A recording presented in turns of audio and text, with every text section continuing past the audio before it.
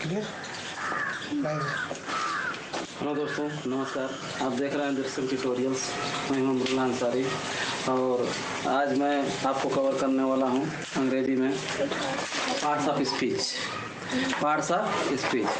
देखिए दोस्तों, parts of speech बहुत ही अहम रोल है इसका अंग्रेजी में, बहुत ही इम्पोर्टेंस है इसका अंग्रेजी में। अंग्रेजी में इसका डिफिनीशन है कि parts of speech is the backbone of English, या यूं कहें कि part of speech is the soul of English.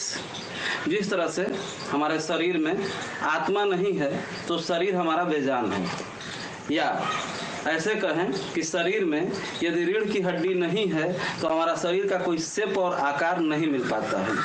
ठीक वैसे ही हमारा पार्ट्स ऑफ स्पीच है अंग्रेजी भाषा में, क्योंकि अंग्रेजी आपका इंटरनेशनल लैंग्वेज है। इसमें ठीक वैसे ही इसका बहुत बड़ा रोल है पार्ट्स ऑफ स्पीच का। यदि पार्ट्स ऑफ स्पीच पर आप ध्यान देते हैं तो आपकी अंग्रेजी बहुत ही अच्छी हो जाएगी। अंग्रेजी में पढ़ना क्या है, अगर देखा जाए तो टोटल अंग्रेजी जो हम लिखते हैं, पढ़ते हैं, बोलते हैं, या कंपटीशन में यदि हम जो भाग लेते हैं तो उसमें भी एरर्स वगैरह जो भी बातें आती हैं वो भी पार्ट्स ऑफ स्पीच के दौरान ही आती हैं। यदि एक सेंटेंस को लिख करके उसका एक एक भाग का यदि हम अध्ययन करें तो वह पूरा, अगर उसका पुर्जा पार्ट अगर उसका हम अध्ययन करें तो पूरा वह क्या है, पार्ट्स ऑफ स्पीच के ही अंतर्गत आता है। इसीलिए कहा गया है दोस्तों कि part of speech is the backbone of English. यह हमारे रीढ़ की हड्डी है। यहाँ पर मैं लिखा हुआ हूँ, जैसा कि आप देख रहे हैं, पार्ट्स ऑफ स्पीच। ठीक है, तो यह इसका हिंदी होता है भाषा के भाग या भाषा के भेद। क्या होता है? भाषा के भाग या भाषा के भेद। यहाँ पर आपने देखा कि भाग भी लिखा हूँ, भेद भी लिखा हूँ। ठीक है, तो जाहिर सी बात है यहाँ पूछने लायक प्रश्न है कि भाग और भेद क्यों लिखे हैं। देखिए, बहुत इजली है, मैं इसे आसानी से समझा दे रहा हूँ। भाषा के भाग, भाग का मतलब होता है खंड, यानी जो भाषा होता है उसमें जो जो कंपोनेंट्स होते हैं, जो जो कुछ आता है उसको हम कहते हैं भाषा के भाग। ठीक है, भेद तो इसलिए कह देते हैं, भेद अतिशयोक्ति हाइपरबोल जो है कि अलंकार में हम इसका प्रयोग करते हैं। भेद का मतलब होता है रहस्य। भेद का मतलब होता है रहस्य। जैसे कि कोई भी चीज है, आपने देखा होगा पूरे रामायण में अगर रावण का भेद विभीषण राम को नहीं बताया होता, ठीक है, तो रावण कभी नहीं मारा गया होता। तो भेद का मतलब होता है रहस्य। पूरे रामायण में रावण को मरने का जो भेद है वो विभीषण जानता था और वही बात राम को बताया, और जिसका राम लाभ उठाए और रावण को मार दिए। इस तरह से रामायण में जो है कि रावण का अंत हुआ। तो भेद मतलब होता है रहस्य। जो रहस्य विभीषण बताया, वैसे ही रहस्य का मतलब होता है छिपी हुई बात। रहस्य का मतलब होता है छिपी हुई बात। तो जो अंग्रेजी हम पढ़ते हैं तो उस अंग्रेजी में जो भी रहस्य है, जो भी गुण बातें छिपी हुई हैं, वो सब पार्ट्स ऑफ स्पीच के अंतर्गत आती हैं। ठीक है, यहाँ पर इसको अगर हम तोड़ रहे हैं तो पार्ट्स मीन्स भाग होता है और स्पीच मीन्स होता है भाषा। पार्ट्स मीन्स क्या होता है? भाग होता है, और स्पीच मीन्स होता है भाषा। अर्थात भाषा के भाग या भाषा के भेद। भिन्न भिन्न व्याकरणाचार्य भिन्न भिन्न लिखते हैं, कुछ लोग भाग भी लिखते हैं, कुछ लोग भेद भी लिखते हैं। तो आप लोग भाग और भेद का मतलब तो समझ में आ ही गया होगा। ठीक है, अच्छा, ये कितने प्रकार के होते हैं?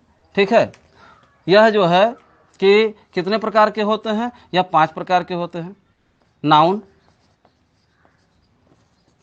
प्रोनाउन, वर्ब, एडजेक्टिव,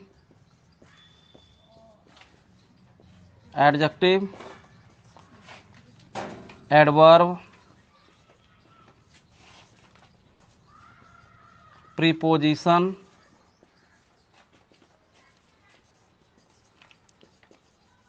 कंजक्शन, और 8वां आपका है इंटरजेक्शन। मैं पहली बार बोलते समय 5 प्रकार बोल दिया हूँ। वो नाउन का 5 प्रकार होता है, नाउन के 5 काइंड्स होते हैं। ये पूरे टोटल पार्ट्स ऑफ स्पीच जो है कि 8 होते हैं। ठीक है, तो वालेकुम सलाम। ठीक है। तो यहाँ पर ध्यान दीजिएगा कि noun, pronoun, verb, adjective, adverb, preposition, conjunction और इंटरजेक्शन, यही जो है कि भाषा के भाग हैं और यही भाषा के भेद हैं। इसी में पूरा आपका ग्रामर का रहस्य इसी के अंदर छिपा हुआ है। ठीक है। तो दोस्तों इसको बहुत ध्यान से समझिए और ध्यान से देखिएगा कि इस पूरे के अंदर, ठीक है, इस पूरे के अंदर यह पूरा जो है कि इसका रहस्य छिपा हुआ है। जैसे मैं एक वाक्य लिख रहा हूं, Ram is an intelligent boy. मैं एक वाक्य लिखा, Ram is an intelligent boy. तो आप इसको थोड़ा सा, ये पूरा हमारा एक सेंटेंस हो गया। ठीक है। अब इसको हम बाय पार्ट थोड़ा थोड़ा करके हम अलग कर रहे हैं, इसको बाय पार्ट हम थोड़ा थोड़ा करके अलग कर रहे हैं। तो देखिए कि क्या निकलता है। ठीक है। चलिए, मैं राम को अलग कर दिया, तो राम हमारा क्या हो गया? राम हमारा नाउन हो गया। राम हमारा क्या हो गया? नाउन। ईज को भी अलग कर दिया। ठीक है। तो ईज हमारा क्या हो गया? वर्ब हो गया। ठीक है। आयन, आयन आपका क्या हो गया? आर्टिकल हो गया। आयन आपका क्या हो गया? आर्टिकल्स हो गया। ठीक है। और इंटेलिजेंट हमारा क्या हो गया? इंटेलिजेंट, इंटेलिजेंट यह हमारा एडजेक्टिव हो गया। बॉय हमारा क्या हो गया? बॉय हमारा, ठीक है, कॉमन नाउन हो गया। बॉय हमारा क्या हो गया? Common noun. तो आप देख रहे हैं कि Ram is an intelligent boy एक सेंटेंस में लिखा हूं, और इसका जब हम जो है कि खंड करना शुरू किए, जब इसका एक एक पार्ट का अध्ययन करना शुरू किए, तो आप देख रहे हैं कि नाउन, वर्ब, आर्टिकल्स और एडजेक्टिव और नाउन, ऐसे ये पूरा जो है कि भागों में बटा हुआ है। तो एक सेंटेंस का यदि हम ऑपरेशन करेंगे, एक सेंटेंस का, ठीक है, यदि ऑपरेशन करेंगे, तो एक सेंटेंस का ऑपरेशन करेंगे या उसको हम खंड वाइज करके देखेंगे, तो आप देखेंगे कि ये सब पूरा पार्ट्स ऑफ स्पीच के अंतर्गत ही आपका सेंटेंस बनता है। ठीक है। पूरा पार्ट्स ऑफ स्पीच के अंतर्गत आपका सेंटेंस बनता है। सब में यही मिलेगा। ठीक है। जो नाउन, प्रोनाउन, वर्ब, केवल यदि दोस्तों ये 8 भाग केवल पढ़ लेंगे तो आप बिल्कुल जो है 7 समंदर अंग्रेजी की दरिया को पार कर लेंगे। ऐसे तो कहा जाता है कि अंग्रेजी 7 समंदर पार की भाषा है, और मेरा दावा भी है कि केवल 8 भाग इसको पढ़ लेंगे पार्ट्स ऑफ स्पीच तो आप 7 समुंदर पार कर सकते हैं। ये मेरा दावा है। ठीक है। इसलिए इस 8वें भाग को बढ़िया से देखिएगा। बिल्कुल बेसिक से हम शुरू करने जा रहे हैं पार्ट्स ऑफ स्पीच, यानी बिल्कुल नाउन से शुरू करने जा रहे हैं। ठीक है। तो आपने देखा कि यही भाग, अब चलिए उसका इंट्रोड्यूस भी हम करा देते हैं। ठीक है। और उसमें से धीरे धीरे करके अब चालू करते हैं, एक एक करके हम चालू करते रहेंगे, बाय पार्ट्स वीडियो को डालते रहेंगे और आप लोग देखते रहिएगा। ठीक है। या यदि कहीं पूछना होगा तो आप पूछ सकते हैं। ठीक है। तो ध्यान दीजिए। तो यहां पर है नाउन। ठीक है। अब हम नाउन के बारे में कुछ चर्चा करेंगे। नाउन, ठीक है। नाउन को हिंदी में क्या कहते हैं? संज्ञा। नाउन को हिंदी में क्या कहते हैं? संज्ञा। नाउन को हिंदी में कहते हैं संज्ञा। ऑल दैट यू कैन सी, इसका डिफिनीशन भी लिख देते हैं। ठीक है। All that you can C, feel, think, ठीक है, is called noun. All that you can C, feel, think is called noun. यानी कि वे सभी वस्तुएं जिनको आप देख सकते हैं, महसूस कर सकते हैं, सोच सकते हैं, वो सब हमारा नाउन होता है। वो सब हमारा क्या होता है? नाउन होता है। ठीक है। नाउन का एक कॉमन डिफिनीशन भी है। नाउन का एक कॉमन डिफिनीशन है। ठीक है। नाउन का कॉमन डिफिनीशन है, बहुत ये छोटे बच्चे भी याद करते हैं। Noun is a naming word. Noun क्या है? नाउन कुछ भी नहीं है, नाउन एक नाम है। नाउन क्या है? एक नाम है। इसलिए कहा गया है noun is a naming word. Noun क्या है? केवल एक नाम है। ठीक है। जैसे कि संसार में जो कुछ भी आप चीज देख रहे हैं, सुन रहे हैं, महसूस कर रहे हैं, वो सब हमारा क्या है? वो सब हमारा नाउन है। वो सब हमारा क्या है? नाउन है। ठीक है। जैसे you can C, you can सी, जो आप चीजें देखते हैं, जैसे टैक्सी, ठीक है, चेयर्स, माउंटेन, माउंटेन, ठीक है। ये सब चीज़ें आप देख रहे हैं, ये सब हमारा क्या है, नाउन है। ठीक है, इस सब का कुछ ना कुछ नाम है। देख रहे हैं टैक्सी एक वाहन का नाम है, चेयर ठीक है कुर्सी बैठने की चीज़ है, माउंटेन नेचुरल थिंग है।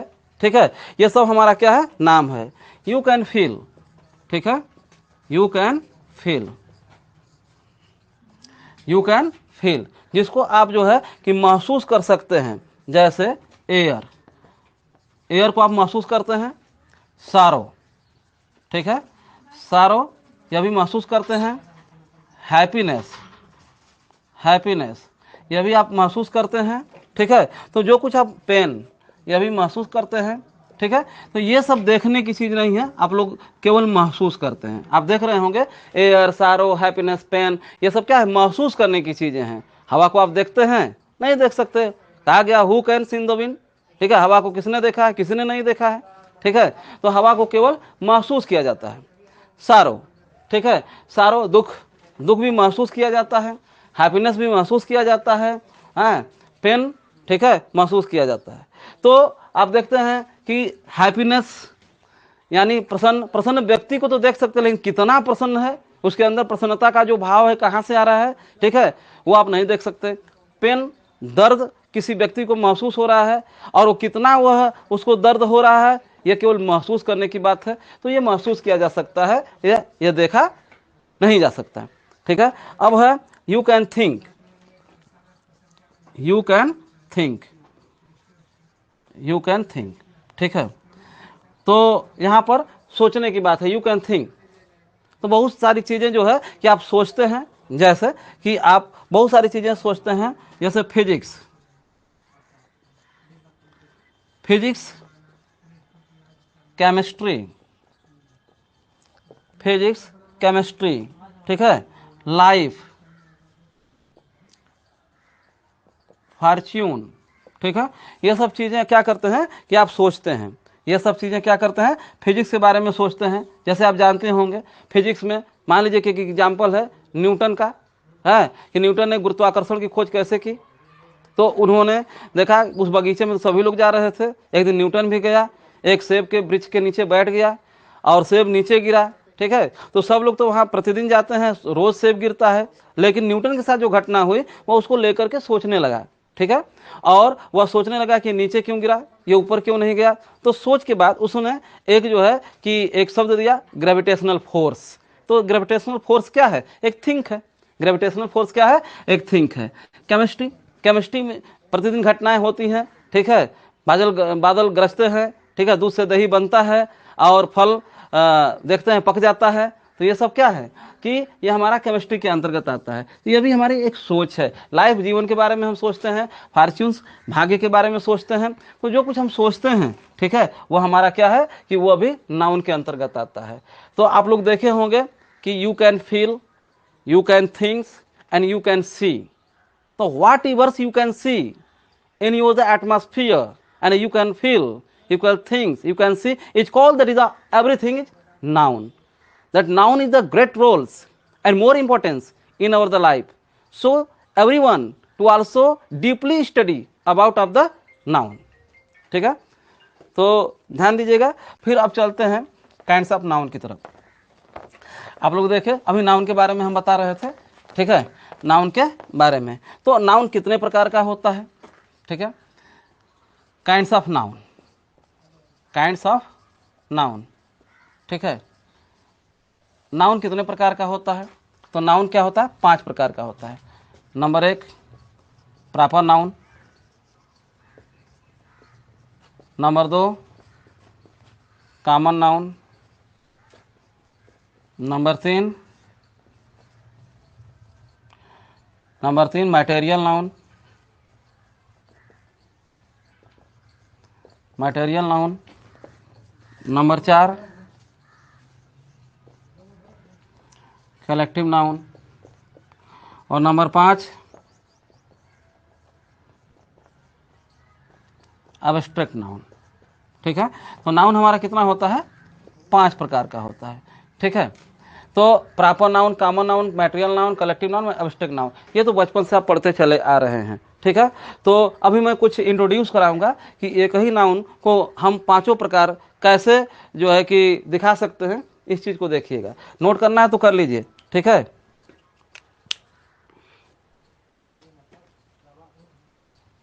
चलिए मिटाते हैं।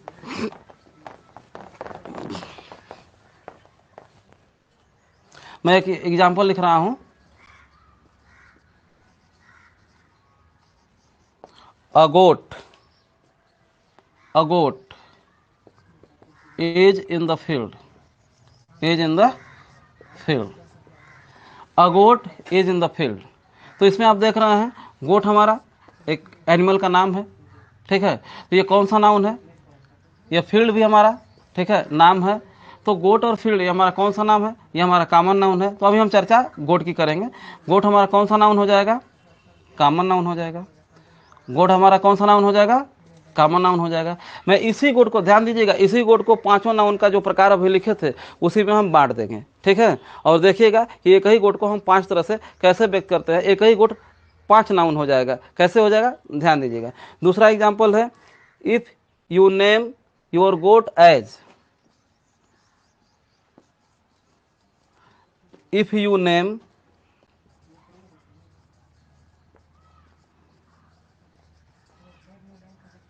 Your goat as Soni. यदि आप अपने बकरी का नाम सोनी रखते हैं, यदि आप अपने बकरी का नाम सोनी रखते हैं, तो सोनी, यहाँ गोट हमारा क्या हो गया? Common noun. गोट हमारा क्या हो गया? कॉमन नाउन, ठीक है। और सोनी पर्टिकुलर नाम दे दिए। तो जो पर्टिकुलर नाम होगा, विशेष किसी का नाम होता है, और जो नाम होता है वो हमेशा प्रॉपर नाउन होता है। इस बात को ध्यान में रखिएगा। तो यह सोनी हमारा क्या है? प्रॉपर नाउन है। सोनी हमारा क्या है? Proper noun. तो आप देख रहे हैं, ठीक है। किसी का भी नाम हो, यदि नाम आ जाएगा तो समझिएगा कि वो प्रॉपर नाउन होगा। बिंदास इसको समझिए, इसमें कोई डिफरेंस ही नहीं है, कोई सोचने की बात ही नहीं है। तो सोनी हमारा क्या हो गया? प्रॉपर नाउन हो गया, ठीक है। और तीसरा एग्जाम्पल हम लिख रहे हैं, ठीक। तीसरा एग्जाम्पल आपका है, if your goat enters into, if your goat enters into a flock of goats, ठीक है। तो ध्यान दीजिएगा कि इफ योर गोट इंटर्स, यदि आपकी बकरी इंटर्स प्रवेश कर जाती है, into a flock of goats, यानी कि बकरियों के झुंड में। फ्लॉक माने होता है झुंड, फ्लॉक माने होता है झुंड, ठीक है। यदि आपकी एक बकरी जो है कि बकरियों के समूह में अगर एंट्री कर जाती है, तो यहाँ पर हमारा जो है कि फ्लॉक ऑफ गोट्स, ठीक है। अब फ्लॉक ऑफ गोट्स क्या हो जाएगा? Collective noun. क्या हो जाएगा? Collective noun. देख रहे हैं? अब फ्लॉक ऑफ गोट्स हमारा क्या हो जाएगा? कलेक्टिव नाउन, ठीक। फिर इसके बाद अभी कुछ और एग्जाम्पल दे रहे हैं। 3 हुआ, अभी 2 एग्जाम्पल देना है, ठीक। तो देखिएगा, if you cut the goat, चौथा एग्जाम्पल है, इफ यू, हो गया, if you cut the goat, हो गया, if you cut the goat mutton, if you cut the goat mutton, ठीक है। तो ये मटन हमारा कौन सा नाउन हो जाएगा भाई? ये मटन हमारा कौन सा नाउन हो जाएगा? मटेरियल नाउन हो जाएगा। कौन सा नाउन हो जाएगा? मटेरियल नाउन हो जाएगा, ठीक है। एक और एग्जाम्पल लिख रहे हैं, क्या है? As you cook mutton, as you cook mutton, हो गया, as you cook mutton and, हो गया, and find delicacy, and find delicacy, and find delicacy, ठीक है। तो इसमें डेलिकेसी हमारा क्या होगा? इसमें डेलिकेसी हमारा अब्स्ट्रैक्ट नाउन हो जाएगा। ये हमारा क्या होगा? अब्स्ट्रैक्ट नाउन होगा। तो ध्यान दीजिएगा, एक ही नाउन के पांचों प्रकार हमने लिखा है। एक ही, यानी गोट को ही हम गोट पर ही 5 एग्जाम्पल दिए हैं। जैसे नाउन का 5 एग्जाम्पल होता है, proper noun, common noun, collective, ठीक है। तो collective noun, material noun, abstract noun, ये 5 होता है। उसी 5 को हम इसमें जो है कवर किए हैं। तो एक ही एग्जाम्पल पर मैंने पूरा एग्जाम्पल दिया है। तो ध्यान दीजिएगा, पहला एग्जाम्पल था अ गोट इज इन द फील्ड। ठीक है, अ गोट इज इन द फील्ड यानी कि बकरी मैदान में है। तो बकरी कौन सा नाउन है? कॉमन नाउन है। बकरी कौन सा नाउन है? Common noun. दूसरा है कि if you name your goat is as Soni, यदि आप अपनी बकरी का नाम सोनी दे देते हैं तो सोनी पर्टिकुलर नाम है। तो सोनी पर्टिकुलर नाम है मतलब विशेष नाम है। जब विशेष नाम है तो ये हमारा कौन सा नाउन हो गया? प्रॉपर नाउन हो गया। ठीक है, अच्छा, if your goat enters into a flock of the goat, यदि आपकी बकरी बकरियों के झुंड में चली गई तो बकरियों के झुंड को क्या कहते हैं भाई? ठीक है, अ ग्रुप ऑफ गोट्स है, a collection of the goats है। तो ये क्या हुआ? कलेक्टिव नाउन हो गया। ठीक है, और यहाँ पर है कि if you cut the goats mutton, यदि बकरी को काट दिया और मटन में चेंज कर दिए, यानी बकरी को छोटे छोटे टुकड़ों में बांट दिए। ठीक है, तो यहाँ पर ये क्या हो गया? मटन। तो मटन कौन सा नाउन हो गया? अब तो खाने वाली चीज हो गई, वो मटेरियल नाउन हो गया। ठीक है, और यहाँ पर as you cook mutton and find delicacy, यदि मटन को पकाते हैं और खाए और कहे कि बड़ा बड़ा मजा आया, स्वादिष्ट है, ठीक है, बहुत मजा आ रहा है, तो डेलिकेसी हमारा क्या हुआ? Abstract noun. क्योंकि एब्स्ट्रैक्ट में क्या होता है कि आप खा रहे हैं, मटेरियल तो खा रहे हैं, लेकिन उसका भाव, उसका आनंद ले रहे हैं, तो आनंद को देख नहीं सकते। जब आनंद को देख नहीं सकते तो वहां पर ये क्या हुआ? एब्स्ट्रैक्ट नाउन हुआ। ये हमारा क्या हुआ? Abstract noun. तो इस तरह से नाउन के 5 प्रकार हुए: proper noun, common noun, collective noun, material noun और एब्स्ट्रैक्ट नाउन। ये समझ में आ गया होगा। ठीक है, प्रॉपर नाउन का कुछ और एग्जांपल दे रहे हैं। ये तो अभी इंट्रोड्यूस करा रहे थे इसका। ठीक, अब प्रॉपर नाउन के बारे में बताते हैं। ठीक, प्रॉपर नाउन। ठीक है, तो प्रॉपर नाउन क्या है? जैसे Delhi is the biggest city of India. हो गया, Delhi is the biggest city of India. इसमें देखिए, दिल्ली हमारा एक नाम है, इंडिया हमारा एक नाम है। ठीक है, तो दिल्ली और इंडिया हमारा कौन सा नाउन है? प्रॉपर नाउन है। दिल्ली और इंडिया कौन सा नाउन है? Proper noun. यह भी हमारा प्रॉपर नाउन है, यह भी हमारा प्रॉपर नाउन है। ठीक है, यह भी हमारा प्रॉपर नाउन है। प्रॉपर नाउन का मतलब होता है पार्टिकुलर थिंग्स। पार्टिकुलर थिंग्स, अगर कोई विशेष व्यक्ति, वस्तु, स्थान होगा तो हमारा क्या होगा? प्रॉपर नाउन होगा। प्रॉपर नाउन का मतलब होता है जिसमें विशेष, वह नाउन जिसमें विशेष व्यक्ति, वस्तु, स्थान का बोध हो, उसे हम प्रॉपर नाउन कहते हैं। अभी अंग्रेजी में भी हम डिफिनेशन दे रहे हैं, हम एग्जाम्पल से समझा रहे हैं। ठीक है, तो दूसरा एग्जाम्पल है, जैसे Lord Krishna, Lord Krishna is great God, is a great God. देख रहे हैं, लॉर्ड कृष्णा, यहाँ पर कृष्णा, लॉर्ड कृष्णा। ठीक है, Lord Krishna is a great God. तो यहाँ पर कृष्णा हमारा क्या हुआ? Proper noun. कृष्णा हमारा क्या हुआ? प्रॉपर नाउन हो गया। ठीक है, जैसे Ashok was a great king, Ashok was a great king. तो अभी हम प्रॉपर नाउन की बात कर रहे हैं, तो इसमें अशोक हमारा क्या हुआ? Proper noun. अशोक हमारा क्या हुआ? Proper noun.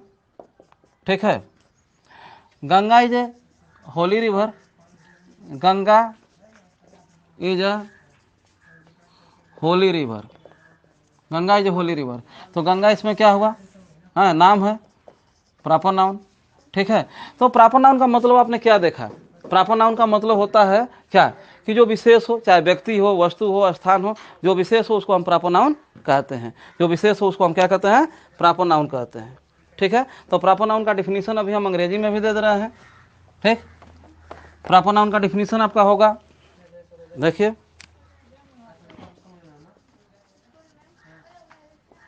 प्रॉपर नाउन हो गया। प्रॉपर नाउन क्या है? और proper noun is the name,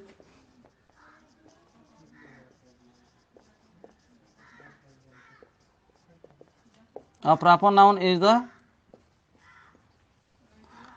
noun is the name of a particular person, of a particular person हो गया, थिंग्स पर्टिकुलर पर्सन, ठीक है, थिंग, एनिमल, प्लेस, ठीक है, is called proper noun, is called proper noun, ठीक है। आपने देखा प्रॉपर नाउन के बारे में कि proper noun is the name of a particular person, thing, animal, place is called proper noun. तो प्रॉपर नाउन में क्या होता है कि पार्टिकुलर पर्सन, विशेष जो होता है, पर्टिकुलर में विशेष, व्यक्ति का नाम, वस्तु का नाम, जानवर का नाम, स्थान, कुछ भी आए जो विशेष हो और वो नाम हो, ध्यान दीजिएगा, वो नाम हो, उसे हम प्रॉपर नाउन कहते हैं, उसे हम क्या कहते हैं, प्रॉपर नाउन, ठीक है। अब प्रॉपर नाउन के बारे में कुछ इन्फॉर्मेशन दे रहे हैं, कुछ नोट पॉइंट दे रहे हैं, ठीक है। पहला शर्त है कि प्रॉपर नाउन कैपिटल लेटर्स होता है, ठीक है। प्रॉपर नाउन जो होता है, प्रॉपर नाउन, इसको हिंदी में व्यक्तिवाचक संज्ञा कहते हैं, व्यक्तिवाचक संज्ञा, ठीक है। हाँ, अच्छा, इसका पहला पॉइंट है कि प्रॉपर नाउन जो होता है इसका पहला अक्षर कैपिटल लेटर होता है, कैपिटल लेटर्स हो गया, पहला अक्षर कैपिटल लेटर होता है, जैसे राम हो गया, तो राम हमारा क्या हुआ, इसमें पहला अक्षर हमारा क्या है, कैपिटल लेटर है, तो राम हमारा क्या है, प्रॉपर नाउन है। कौन सा नाउन है, प्रॉपर नाउन है। दूसरा कि प्रॉपर नाउन का बहुवचन नहीं बनता, प्रॉपर नाउन का प्लूरल्स नहीं बनता, ठीक है। प्रॉपर नाउन का क्या है कि प्लूरल्स नहीं बनता, ठीक है। अब जैसे मान लीजिए कि राम है, या श्याम है, या सीता है, या गीता है, ठीक है, तो इसका प्लूरल नहीं बना सकते, इसका हम प्लूरल बना सकते हैं, नहीं बना सकते, ठीक है। तो इसका नो प्लूरल्स, नो प्लूरल, इसका हम लोग प्लूरल्स नहीं बना सकते, we can not change into the plurals of the proper noun, ठीक है। तो इसको हम क्या कहते हैं, ये प्रॉपर नाउन का ये दूसरा गुण है, ठीक है, कि पहला है कैपिटल लेटर्स में होता है, दूसरा है कि उसका हम प्लूरल नहीं बना सकते, ठीक है, लेकिन बना भी सकते हैं। I like Milton, I like Milton's work, I like Milton's work हो गया, आई लाइक मिल्टन्स वर्क। आप देख रहे हैं कि मैं मिल्टन की आई लाइक, सॉरी यहाँ पर थोड़ा सा एग्जाम्पल गलत हो गया, एग्जाम्पल है मैनी न्यूटन्स डाई फॉर अनऑनर्ड, बहुत सारे न्यूटन्स आत्मसम्मान के लिए मरते हैं।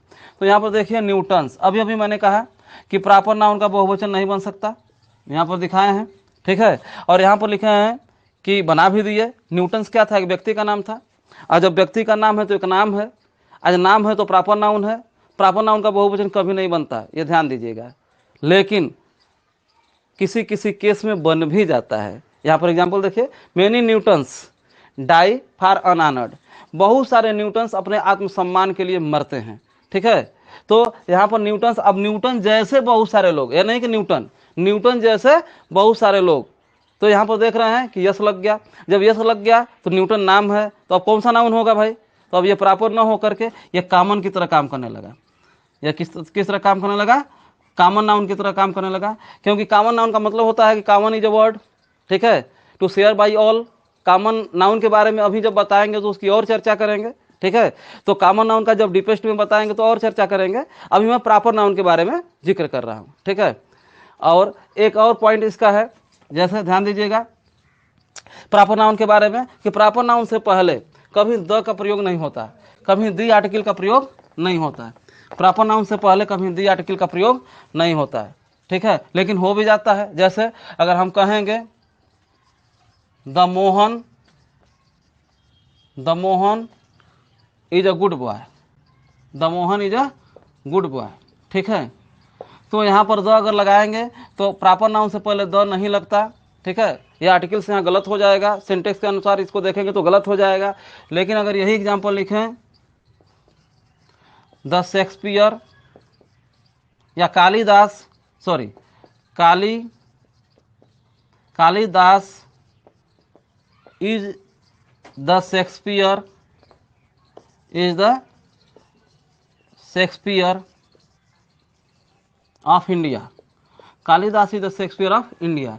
तो यहाँ पर ध्यान दीजिएगा, कालिदास भी प्रॉपर नाउन है क्योंकि एक नाम है, ये हमारा प्रॉपर नाउन है। अभी अभी हमने कहा कि शेक्सपियर भी एक नाम है, नाम से पहले द नहीं लगता। ठीक है, लेकिन यहाँ पर लगा हुआ है, तो शेक्सपियर कौन सा नाउन होगा? है as a common noun, as a common noun. ठीक है, ये कॉमन नाउन की तरह हो जाएगा, न कि कॉमन नाउन होता है लेकिन कॉमन नाउन की तरह व्यवहार करेगा। इंडिया यहाँ पर क्या है? प्रॉपर नाउन है, इंडिया हमारा क्या है? प्रॉपर नाउन है। तो अभी कुछ इन्फॉर्मेशन दे रहे थे प्रॉपर नाउन से संबंधित, प्रॉपर नाउन से संबंधित कुछ अभी इन्फॉर्मेशन दे रहे थे कि प्रॉपर नाउन किसका किसका बनता है, किसका नहीं बनता है। प्रॉपर नाउन में आप देख रहे हैं पहली शर्त है कि कैपिटल लेटर होता है, दूसरा शर्त है कि इसका बहुवचन नहीं बनता है, तीसरा शर्त में बहुवचन बन भी गया है, चौथा शर्त है यह है कि प्रॉपर नाउन से पहले दी नहीं या द नहीं लगता है। ठीक है, इसको देखो द भी बोलते हैं, दी भी बोलते हैं। जब आर्टिकल पढ़ाएंगे तो बता देंगे कि यह आपका जो है कि वीक प्रोनाउंसिएशन होता है कि स्ट्रांग प्रोनाउंसिएशन होता है, कब द बोलेंगे कब दी बोलेंगे, जब आर्टिकल पढ़ाएंगे तब बताएंगे। ठीक है, तो यहाँ पर the Mohan is a good boy, यहाँ पर आप देख रहे हैं कि नहीं लगना चाहिए द, यहाँ पर द लगा हुआ है लेकिन वो प्रॉपर न होकर के कॉमन हो जाएगा। ठीक है, तो आज के लिए इतना ही। आप लोग बने रहिए दृश्यम ट्यूटोरियल के साथ। जल्द से जल्द आप लोग जो है कि दृश्यम ऐप्स को बाय करें, खरीदें और खरीद करके और पढ़ने का प्रयास करें, क्योंकि यह ऑफर कुछ ही दिनों के लिए है, कुछ दिन के बाद यह ऑफर बंद कर दिया जाएगा। तो आप जल्द से जल्द दृश्यम ट्यूटोरियल्स को, ऐप्स को खरीद लें और खरीद करके पढ़ाई चालू करें। अब आपका जो है कि कार्यक्रम कंटेंट जो है सीरियल वाइज चालू हो गया है। Thank you so much, have a nice day. पूरा नहीं दिख रहा है।